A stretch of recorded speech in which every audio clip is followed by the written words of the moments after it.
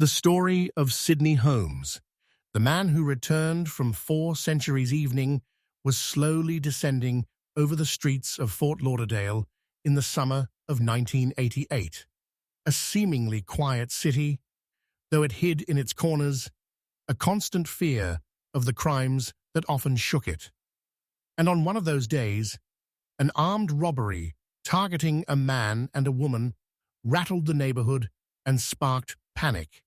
Sidney Holmes, a gentle, soft-spoken 23-year-old, had no idea that his life was about to plunge into decades of darkness. Suspicion, the beginning of the fall. Police relied on scattered testimonies and unclear visual identifications. A witness said the car used in the robbery resembled the one Sidney drove. There were no fingerprints, no weapon, no physical evidence, nothing that tied him to the crime.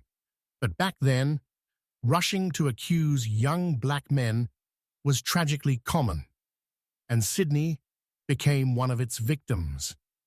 The day of the trial came. He stood before the judge, stunned, trembling, repeating, "I'm innocent. I didn't do anything." But his words vanished beneath the noise of accusations.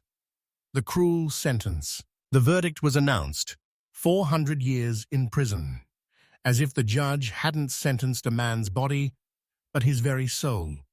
4 full centuries, a punishment no mind could grasp, no human could endure. Sidney felt as though the door to the world had slammed shut behind him forever. Prison, a lifetime of pain. Days passed, then months, then years.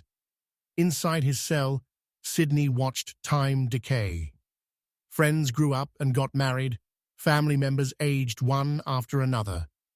But he remained frozen, stuck in a moment that refused to move. Still, he held on to a thin thread of hope. He wrote letters, spent nights staring at the cold ceiling, whispering, "I'll get out one day. They'll know the truth." Ray alight. In 2020, after more than 30 years behind bars, Sidney reached out to the Conviction Review Unit. They reopened his case, re-examined files, reviewed photos, analyzed witness statements. Months later, they uncovered the truth. The eyewitness identification was scientifically unreliable. The car did not match the description of the robbery vehicle. There was no physical evidence, not a single piece, linking him to the crime. The case had been built on nothing but air. The day of freedom, March 2023, arrived. Sidney stood before the prison gate, the same gate that had closed behind him 34 years earlier, but this time it opened toward him. He walked out slowly, as if learning to move again. He fell into the arms of his family, who had waited for him all those years. He cried, and so did they. In a trembling voice, he said, "I never lost hope. I knew this day would come." After freedom, a new battle. His journey didn't end there. In 2025, Sidney filed a lawsuit against those involved in fabricating his case, officers, investigators, and legal officials. He argued that they had stolen 34 years of his life, 34 years of youth, freedom, and humanity. This time, his battle wasn't to prove his innocence. He had already won that. It was to hold the system accountable for its grave mistake. An ending and a beginning today, Sidney lives as a free man. But the scars of injustice do not fade easily.